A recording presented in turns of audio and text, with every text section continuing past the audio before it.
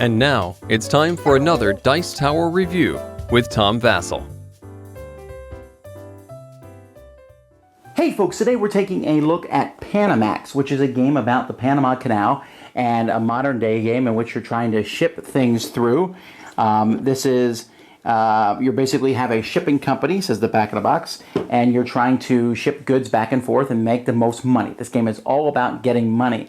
It's kind of an economic game, but there's also some logistics here because you're trying to be the person to move ships through a canal. This is a heavier Euro-style game. Let's take a look.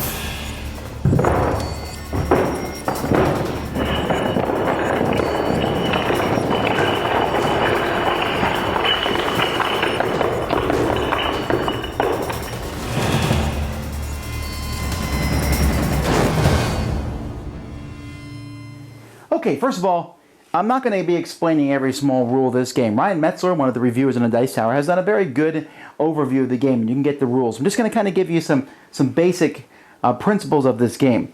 What you are in this game is you are both a company, which is this board here, and you are a player. As a company, your company will make money and pay money for various things over the course of the game, and will also have different shares. And you'll start the game owning a share in your company, but as the game progresses, you can also buy shares of other people's companies too. You're going to be using dice in this game, not to roll really, but as cargos. So this is a cargo of value 2, that's a cargo of value 5.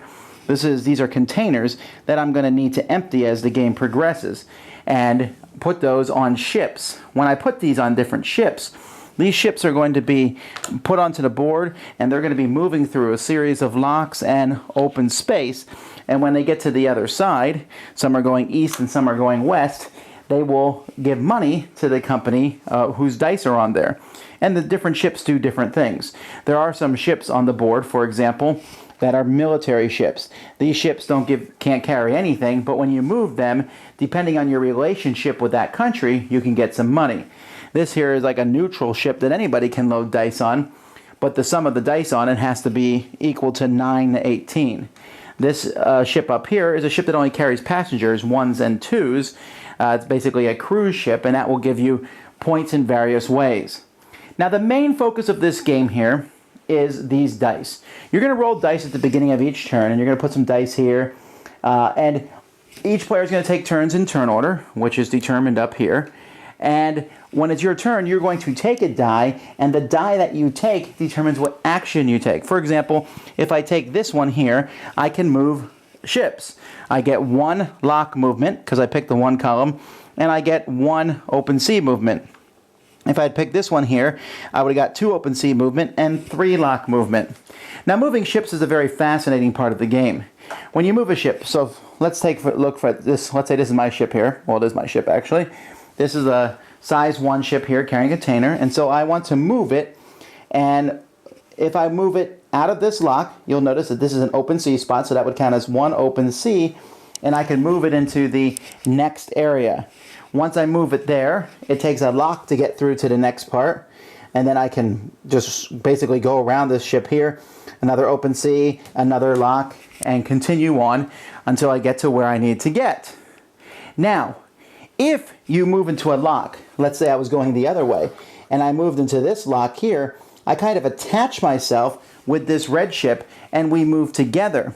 But let's say another ship came into the lock, this size 3 ship. A lock only has a room for a 4 size ship. So this ship, if I move this ship in here, would actually push these guys out. And if there were people in that spot, they would push them through. Once you get to open sea, you're not pushed anymore.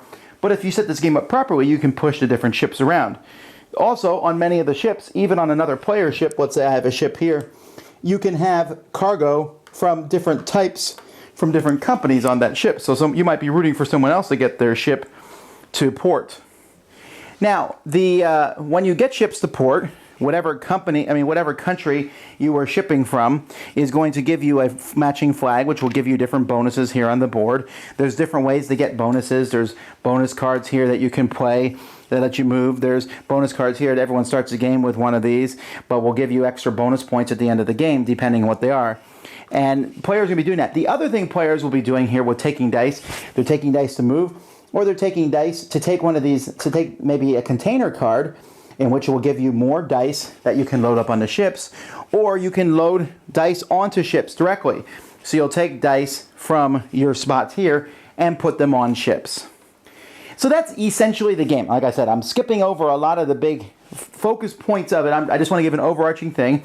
Players will have a value of their stock here, where they're going to keep track of your stock as it goes up and sometimes it goes down. And at the end of the game, you're going to get points for the shares equal to the value of each of these stocks. You can also get dividends on them if they give out money over the game, as long as the company has money. At the end of each round, you got to be really careful where you have dice. You want to have as much stuff delivered as you possibly can, because in many different areas on the board, your company will have to pay money. Like here, they pay $1, while if they're over here in the locks, you can see if they're in the first spot, they'll pay $3 for each die in there. And so you have to make sure that you deliver stuff as quickly and efficiently as you can. And that's basically the game. It's half delivering goods and pushing them through the canal locks, and the other half figuring out which stock to be involved in. Maybe you send some dice up here also to get first turn order. You're using the trains essentially. So let's get to my opinion. Now, I have the feeling that many people, when they talk to me about this game, were like under the assumption that I would dislike it. I actually don't dislike heavy Euro games. I dislike heavy Euro games that seemingly have no point or a bunch of mechanisms in a box. Panamax is not one of these games. Panamax is a game in which the theme and mechanisms match really well. To me, the most fun part of this game was figuring out how to maneuver the ships, because the ships are going through the canal. They're going east and then west, and they're going back and forth through the canal. And so you're trying to you can buy more ships off your company board and get them out there, or you can concentrate on the ships that are out there. You have to figure out, should I get some 1s and 2s and load them up in the cruise boats, which will give me passengers, which will give me points at the end of the game? Or will I put different goods, so I want to put them on the same boat and run shows through, or put them on someone else's boat and let them move my goods through? And so it's really intriguing to me, that, and then just setting the boats up so that you push a bunch of people through, or stopping in a lock deliberately, knowing that someone else is going to move you through. The dice drafting system is also interesting, where there's dice there that are for movement and some dice for loading boats, and you have to pick which one, and you're always going to be like, I want to buy this one. And then there's a top row of dice that if you pick one of those, you get to do the action, but you also get to buy another share of stock, or to make one, or make your stock go up by 2. So I find that part very fascinating, and moving the ships back and forth.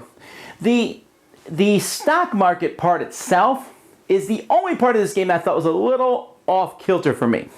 And maybe it's just me, but I like buying stock and seeing stock go up and down. In this game, it can go down a little, but it can go up a lot. And so pretty soon stock prices go kind of in a stratosphere. It's difficult to buy them, and yet you really want to, because knowing who to buy stock in is really, in my opinion, the key to winning this game. You can invest in yourself, but it's good to have a diversified portfolio investing in the other players. But which player does the best, and how many of his shares do you have? That can do really well for you as the game progresses. There's also bonuses for having the highest stock price between rounds, and those are worth points too. Also, the special victory conditions, I'm not convinced that they were all perfectly balanced. Some of them seemed a whole lot easier to do than other ones. But the game itself balanced out, and it brought a lot of thought to me. But it was straightforward thought. Some things I don't like about games is sell these cubes for these cubes, and then sell these cubes for these discs, and then use these discs to get influence here, and whoever has most influence here will get these cards, and whoever has most cards wins. That's craziness. Here, it's put these cubes, or dice in this instance, on boats, send these boats through, get money. Now, for people who haven't played many stock market games, there can be a little bit disconnect, like, this is the company's money. It's my company, but it's not my money. Very realistic, can't, no embezzlement here. But it is interesting keeping that money separate from your personal money. Personal money is what wins you the game. But if your company's not making money, your stock prices will fall, and you can't do as many actions on the board, and you have to be really cautious about that. Very solid game. I know that I'm giving off maybe the impression that it's a straightforward move ships back and forth, but there's a lot more to it than that. Taking the first actions are usually smaller actions, move fewer, load fewer, but at the same time you want to get to do stuff first. Line your boats up the proper way. Which boats will you send through? Which bonuses will you take? And what countries will you work with? It's a game I think that offers a lot of depth, and one that I think is pretty well made. Great components. A cool theme that fits in this thing. I'll say this one's a hit. Dice Tower Judgment, approved. Thanks so much for watching the Dice Tower videos. Find more great videos and reviews, as well as our top-rated audio podcast at Dicetower.com. You can also find other great shows at Dicetowernetwork.com. I'm Eric Summerer, and you've been watching The Dice Tower. The Dice Tower is sponsored by Cool Stuff Inc., where you can find great games for great prices. Cool stuff in stock. Check them out at CoolStuffInc.com. Hörru, stäng dörren!